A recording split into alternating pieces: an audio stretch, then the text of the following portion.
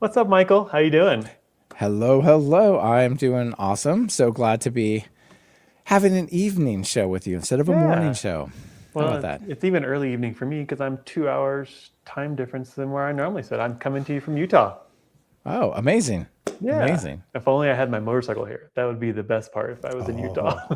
Oh, yeah. The natures there, they're so good. So, Yeah. Yep. But I don't. I'm here for a conference, so I'm gonna work. It'll be okay. It's gonna be good. work. Yeah. Yep. All Yeah. right. Sounds good. You ready to hit this? Let's do it. Okay. Let's do it. Hello and welcome to Python Bytes, where we deliver Python news and headlines directly to your earbuds. This is episode 487, recorded Tuesday, July 8th, 2026. I'm Calvin Hendricks Parker. I'm Michael Kennedy. Nice to have you, Michael. Thanks for joining me today. We are sponsored by us. So check out the Talk Python courses. Your co-host, Michael here, has put a tremendous amount of effort into making sure every last human being on the planet can learn Python like nobody's business. So excited to have that. And then check out 6 Feet Up. I am the co-founder and CTO of 6 Feet Up. We love solving hard problems. We're hiring. So if you're looking for a position, go check out our careers page. I'll put that little plug in there. And make sure you connect with the hosts online. We are on all the socials. You can find Michael, myself, and the show over on Mastodon, Blue Sky, X, LinkedIn. I'm mostly active on LinkedIn. I don't know, Michael, where are you mostly active at? Where people talk to me. Yeah, Otherwise, I'm not that yeah. active. So go at Michael and tell him something interesting. And then Yeah, there you go. if you want to join Send us in a live, show idea. send in a show idea. That's a great idea. So if you want to join us live on YouTube, we do record this live, so you can watch it all of its liveness at pythonbytes.fm/live. Be part of the audience. Usually Tuesday mornings, but today is Tuesday afternoons. The older video versions are also available on that YouTube channel too. And finally, if you want a handcrafted artisanal digest of every week's show, make sure and get all the notes. Make sure you add your name and your email to our friends of the show list. And we never share those emails, but you will get a great list of links and things to go dive into right into your inbox. All right, Michael, let's kick it off. I love shell scripts and the little utilities, and it seems like you got a good one for us. I know you're a fan of the shell world, and let me introduce this topic by way of a sad face. So I Oh use no. Sentry for all the server stuff, and I get a notification from Sentry saying operational failure for, I don't know, what are the smaller apps that I run, like a API or something, and it says that slash temp is full and it can't write to it. I'm like, well, that doesn't make any sense because that's just like the Docker image. So it can just write to like this 150 gig hard drive that I have dedicated to just Docker volumes and Docker build data, like image data and stuff. So something else has gone awry. Oh, no, no, it was right. So I Oh go in yeah, there and I'm like, pull up BTOP, which I love BTOP, and I it love says, BPyTop. oh my God, it's so good. And it's 100% full, all red, no green. I'm like, oh God, it's right. What is going on here? I've been playing with switching to multi-step, multi-image, multi-stage builds with Docker, and apparently those builds take up a much more image space if you don't clean up the old ones for some reason. I don't know why, don't really care. But I do care that it was out of space, and I'm like, what is going on? What can I get rid of? So I typically run like a Docker system prune type thing, and it's okay. But I'm like, well, let me just give this a look. And if you want to ask for file size on a Linux terminal, it's not the easiest. I mean, you can do it in DU. You can't say DU, but you get it in bytes, and you're like, what are these huge numbers? They're like, they don't make any sense to me. And I actually went it recursive for the folders, and wouldn't it be great if it said this GB? And I know there are flags you can pass a DU if you remember the incantation, but wouldn't it be nice if there was a better way? So I want to introduce you to Dust. So it's a more intuitive version of DU built Nice. in Rust. The Rust part doesn't really matter. What does matter is both that it gives you sizes in Ooh, human terms that's and it cool. gives you a graph. A graph. That's even better. Yeah. And I Yeah, like yeah, the yeah. tree So structure too. That you get to see the tree. I use like BR root or B root for seeing like tree structures, but now this may do all of it. Yeah, exactly. So you can ask, it's kind of like tree and it's Yeah. kind of like DU, but it gives you the disk size information in the tree view.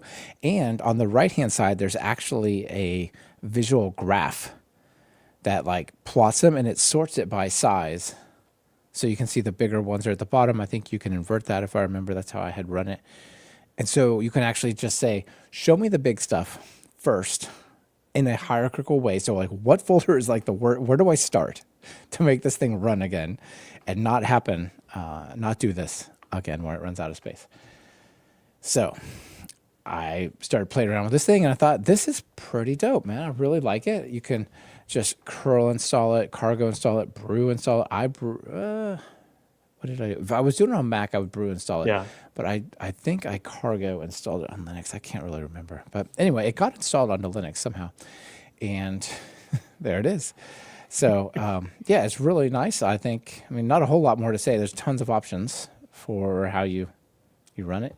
Actually lists a whole bunch of alternatives. This is kind of a nice shout out to like, hey, there's like 6 other tools that do this, but here's why I wrote this still. You know what I mean? Yeah. It simply does the right thing when it handles lots of small files and directory, keeps the output simple by only showing larger entities and so on and so on. And yeah, anyway, That's cool.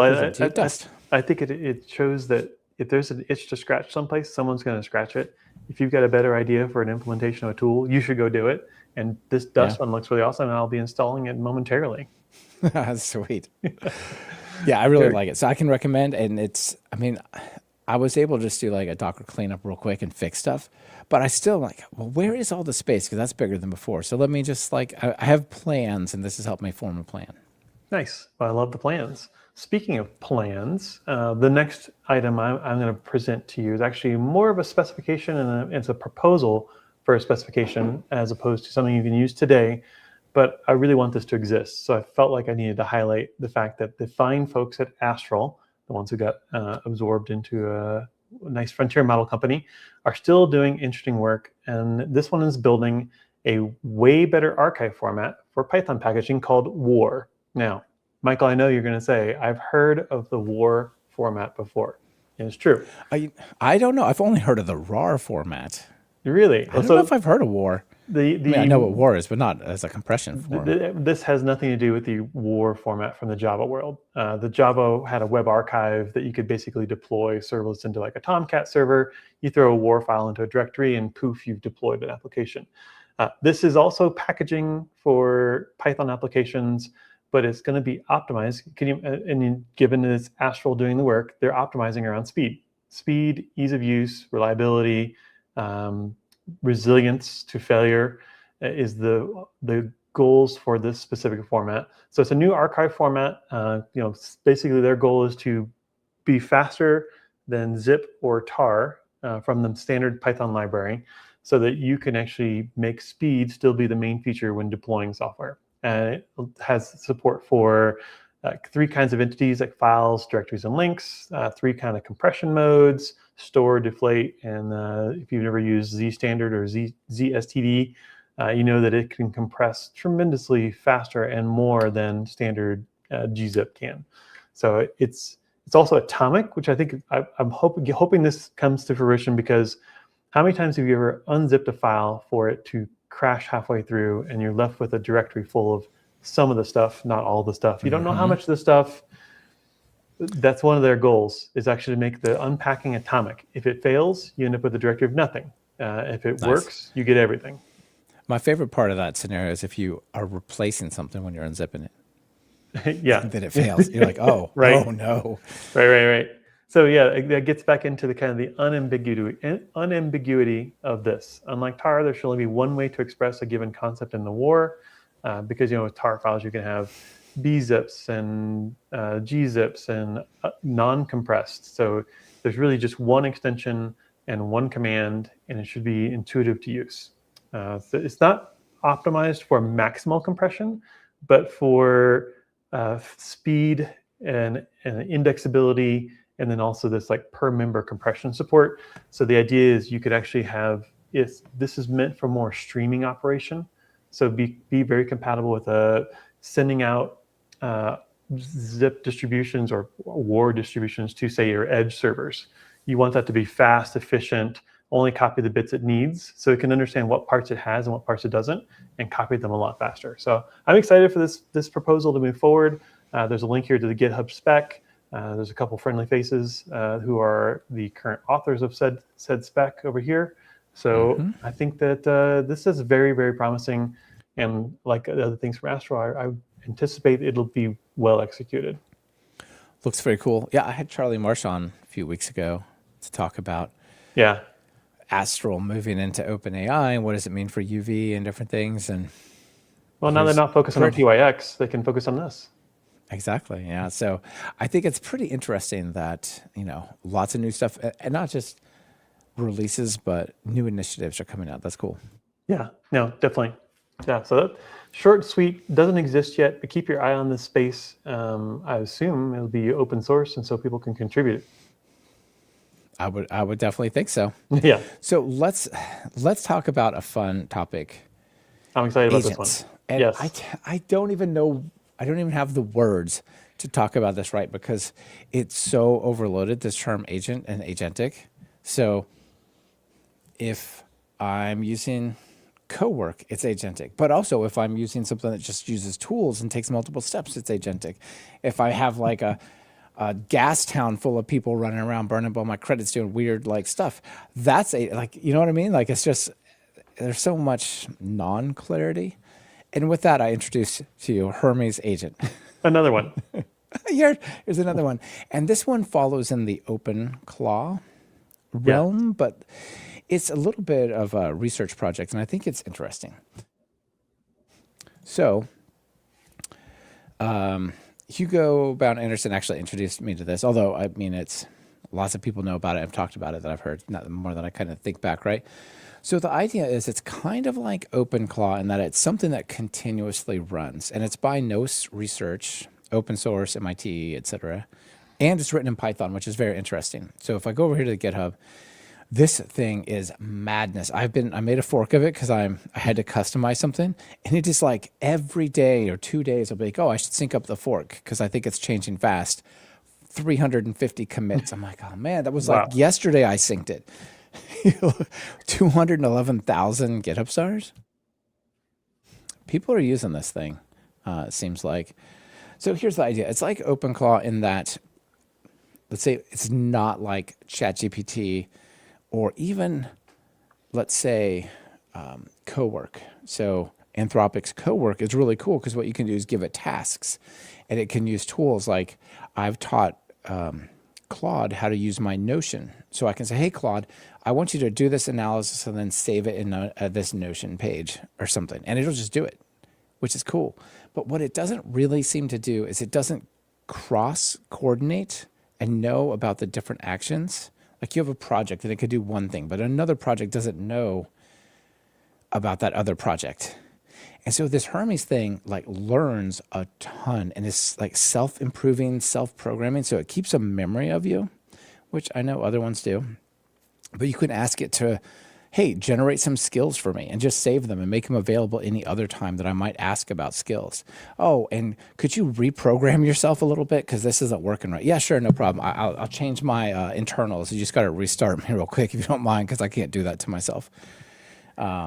So it's just really got a lot of neat connectors, and this sort of self-improving thing is super cool. So, Calvin, let me give you an example of just one of the things. And I'll give you two examples, but I will demonstrate one. Ooh, live demo. I say nothing like a live demo on a news show. So I have notice my Apple Watch. Notice it's it's just the face. It's not, and I haven't done anything to it. Watch this. Tell Hermes. What's the text? Send Calvin Hendricks Parker an email using my TalkPython account, and I want the title to be, hey, hello from the live show, and the body to be, check this out, man. Done. There you go. So I didn't even touch my watch. I just told it to do that. And it's using a bunch of different skills to figure out how to send email to like which account should it use. It's composing the email, and it's going to send it to you in a little bit. And you could connect all sorts of LLM backends. Like that's right now using ChatGPT 5.5, but you could do Yeah. local models. You could use Claude. You could do GLM, whatever, like whatever you want to connect to it. And multiple ones, you can switch them around. So that's pretty cool. And while I'm waiting on that, the other thing that I did is like, this will give you a sense of the self-programmability.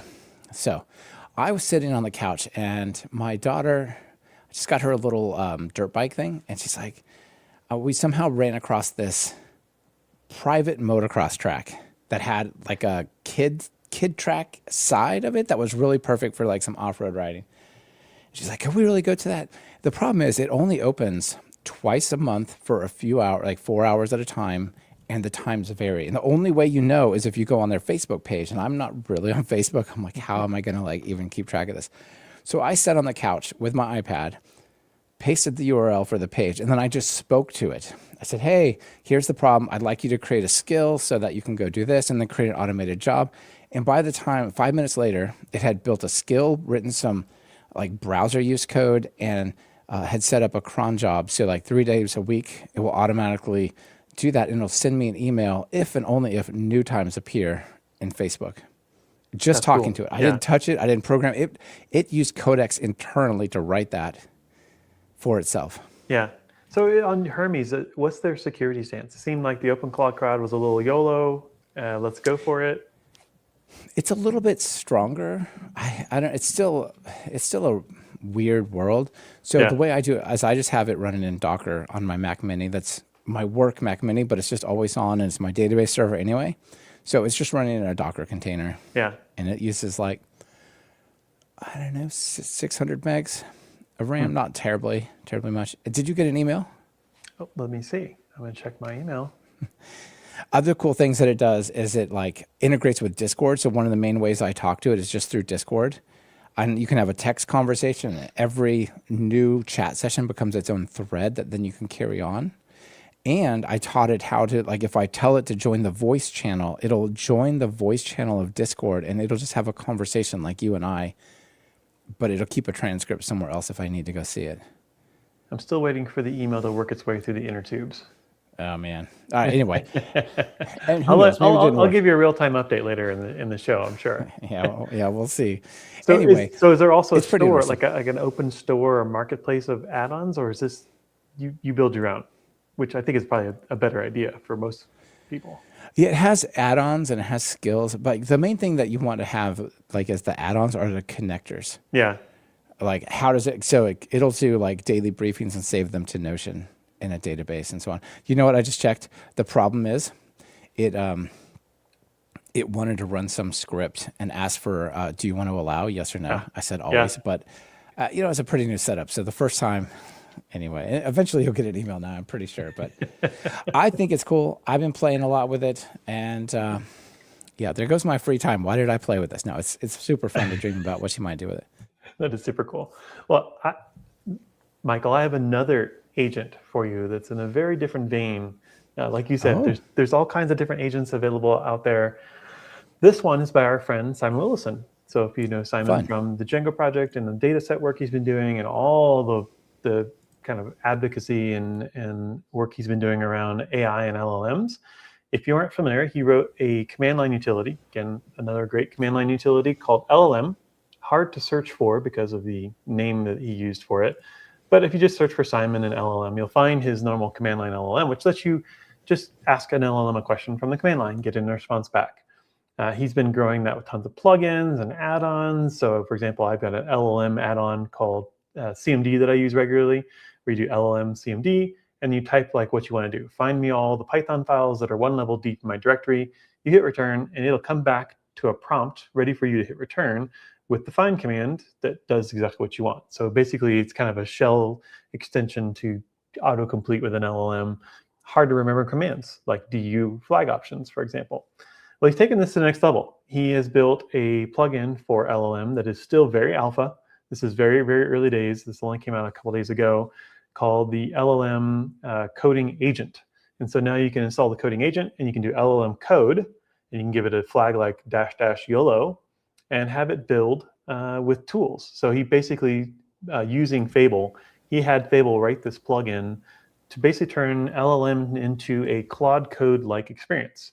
And it works with local models. So I installed the LLM Olama plugin, or the Llama CPP plugin, and I used a Qwen 3.5 MLX accelerated model on my MacBook Pro here.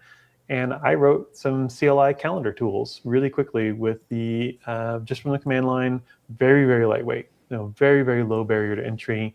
It'll be interesting to see where this goes because I like the lightweight nature of the LLM tool itself. Do you use the LLM tool at all? From Simon? Yeah. No, I should. I haven't yet though. It looks really cool. When you're just sitting at your terminal and you need a quick answer to something, like you can put it on like the GPT Mini or Haiku for really quick, super quick responses, or you can pass it. Just keep everything local. Like this fully runs locally on my own machine when I'm playing with this. So if you want to play with it, you need to. It's shipped as an alpha currently, so you can UVX if you want to test it out with the pre-release allow flag, and then install it into your LLM and run the code keyword, and it'll just give you a prompt just like Claude Code. And now it has access to tools to read, write, list files, investigate, and so it'll build up a picture of the files that are in that current directory and act like a coding agent. Here's a demo where he did it with GPT-5.5 to build a Swift UI CLI clock. And the demo's at the bottom of that page. There's a GitHub repo because it's all open source. But you can see here the prompts he used to actually write this plugin. 2 prompts: write the spec, implement the spec. So that's pretty cool. I'm excited for more to come. I always love Simon's tools. If you're not following Simon's blog, you should definitely go out there and follow Simon online. So that's what I got. I think Simon's doing really good work. He is. I think his writing, he's got a mini book type thing that's online for like coding, for engineers, agentic coding type of stuff. Yeah, and that's really good. And a lot of neat stuff. And man, he is just on so many interesting places. He was on Talk Python a while ago to talk about something with Django.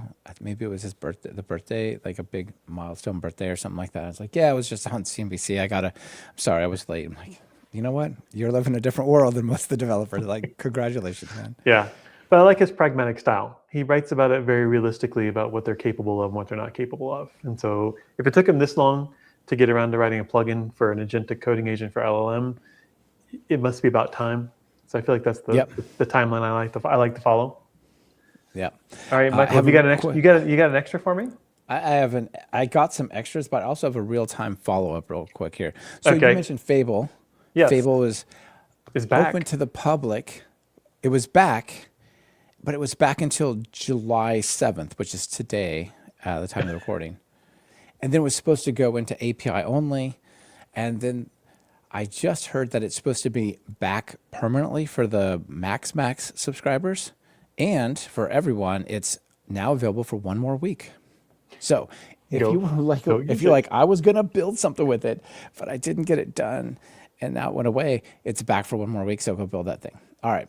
So last week, I talked about PLS, and I wrote a blog post like, what the PLS, man? Come on. Because I was a little frustrated. Not like a super frustrated. Just like, look, some people, we'd recommend it. We both, on all of our tools episode, we recommend, we're like, oh, that's so cool. And people are like, yeah, but. I'm like, what do you mean, but? Like, yeah, but you can't really install you follow the instructions and it doesn't quite give it to you right. There's like a bunch of sus stuff. And so I wrote this blog post called What the PLS, which said like, look, it's not really doing what you want. So please don't UV pip install it. Instead, what you should do is this. Well. If you look at the top, there's an update from not too long ago, and it says Dhruv Banushali saw this post and decided to he's the maintainer, decided to take some action so that you can no longer be like freaked out about like what the heck is going on. So now if you go over to the GitHub issue, which notice it is closed, and let me hover and get a name, Christian Letterman. I know Christian. I see you, very cool. And said, hey, posted that, said, hey, by the way, also tag this. So actually, Dhruv said also tag in Mike C. Kennedy because he might be interested after seeing and said, hey guys, look, I'm sorry But now look, You got sub commented. I did. I did. So if you go over, I said, hey, thanks so much. And actually changed it such that even if you go over here, just the latest release. So UV pip install PLS. Now we'll install this one, which is the Rust version. So you're kind of back to good. It's not, there's some other sort of funkiness around this. README on PyPI, but he says that'll be fixed when 7.0 comes out. And 7.0 is like almost out, but not out. So, Yeah. But look at this. Wow. Woohoo. Updated. I love how developers sweat the small stuff sometimes. I know. There's great. a lot. There's like layers of sweating the small stuff. And I would like to just point out that Christian did the right thing and posted a thing and said, hey, dear project and maintainer of this project, it's just really kind of janky. Do you think you could maybe fix this? Like, so it's not so confusing. Yeah. Whereas I just wrote like not a hate post, but like a sort of frustrated, like, don't do this. This is kind of not great, but just to the world. The only reason I did that and didn't create one of these is I was sure that they were just uninterested in fixing this, because surely it would have been fixed by now if they'd known and wanted to, you know what I mean? But no, I was wrong. So I should have followed Christian's lead and just posted this first. Well, thanks, Christian, for doing the right thing. Exactly. Cool. Well done. That's cool. Very cool. Well, speaking of developers doing the right thing, I've got a couple extras here. If you are a developer that gives presentations at conferences, you should check out SlideDev. I was at a conference 2 weeks ago, the AWS Midwest Community Day, and I, for the last 6 years, have been using Reveal.js via Pandoc and some cookie cutter markdown glue that I put together to basically build my presentations with it. I love dearly because I handcrafted it, but I wasn't actually that in love with it. And I'm going to move to this. I found out this via Corey Quinn, so of the AWS Screaming in the Cloud fame. He uses this to give his talks, and I saw his talk on stage. I was like asking him afterwards what he was using, and it's SlideDev. So it's all Markdown. I like the way the Markdown comes out a lot cleaner with SlideDev than what I was doing. I could do similar things, but it got a little messy and just didn't have the spirit of true Markdown. But here you've got the ability to turn Markdown like this into slides like this. So I would check it out if you give presentations. It's got a ton of features, ton. I'll click over on the features page real quick. I mean, you just remote presentations. You can package it up as a PDF immediately. You can put it into a CI pipeline and have a rendered version of it that's kind of fully baked. You can have fully inline code that run. So if you want to give demos during your talk, you can do that inline in your slides without leaving the deck itself. Wow. Yeah, that's pretty cool. And I found out it was using, I believe it's using MDX, which are Markdown live components inside of the tool itself. So pretty cool. I'm going to be checking it out. The next time you see me give a talk on the stage, it will most likely be using SlideDev for it. Excellent. Yeah. I love it. The last one here, I got two more. This one, I have not tried this yet, but if you want to reduce your token usage on Claude for use with Fable, for example, someone wrote a tool called PXPipe for Pixel Pipe that takes your text and encodes it into an image, because Anthropic treats images differently token-wise than it does the text. They claim up to a 70% token reduction because of the handling of images versus like the text itself. Now, if y'all could see the screen here, that is it's not just text, it's really small text, black text on it. Yeah. Wow. It looks like a gray wall, but that's actually like the text of the prompt. Now, there are downsides. Be careful. The honest part. It is, Would have guessed this. It is lossy. It's lossy. I wouldn't use it for real work. It's workload dependent. Your mileage may vary. So I just thought it was interesting. I'd share it with the crowd because some people might be interested in just token maxing and on the other direction. How many tokens can I save? Which I thought was interesting. Yeah, it's the anti-token. I am not a fan of token maxing. No, I'm not either. I want to conserve the tokens. Not just conserve. I think there is an art and a skill to saying, what is the least this thing needs to know so it can focus the most on it? Not like, what is the maximum I can jam into its memory and still get it to accomplish something? You know what I mean? So Yeah, exactly. So really quick, before we wrap up extras, do you have an Okay. email? Oh, let me see. Let me go double check. Do I have an email? I don't see an email, Michael. Let me click You don't refresh. see an email? No. You sure No, all right. did it send to 6 feet up, I assume? It did. It says it did. It said Maybe it's Calvin like at. that's just too body and like you Yeah. landed in the bot I zone. might have gotten botted. Anyway, we'll review that later. So Okay. let's go over. One last Sorry, go ahead. one last extra before we leave. Yeah. You had mentioned PEP 772, which is the Python Packaging Council, on a previous episode. I wanted to bring to everyone's attention that the inaugural election dates have been set. The nominations are open until July 28th, and the voting will happen from September 1st through the 15th. So if you're interested in the Packaging Council, jump on the boat and go participate. Awesome. All right, how about a joke now? So this one I hand selected for you, Calvin, because I thought you might appreciate this, and I've All right. entitled it "Minimum Requirements for Linux." Okay. I'm already in. I'm already in. I know you're in, and this is putting Linux in a good light. So it's mostly a picture, but I'll just describe it to you because it's fun. Like, there's this big brouhaha about Windows 11 and TPM chips 2.0. So even if you have a TPM chip, you're not enough for Windows 11. Like, so you got to go buy yet another one. I think Linux has a different deal here. So the idea is there's this, I can't play it. There's this old, dirty, nasty 486 looking thing that's found in like a ditch in the water. Probably like a Hewlett Packard. Yeah, like a Hewlett Packard. I mean, it's got like DVD drives and stuff Packard on the Bell. front. Yeah. Yes, or a compact maybe. Yes. Just in the water and in the mud, and they pull it out and go, minimum requirements for Linux. It will run. It's a video. Sadly, I can't play it because I'm not logged in, but apparently, whatever. You can play it when you log in. I'll go log in and play it, Michael. Very good stuff. Very good So stuff. thank you very much, Michael, for this edition of Python Bytes. We will see you all next week. Thank you very much. Yeah. Thanks. Bye.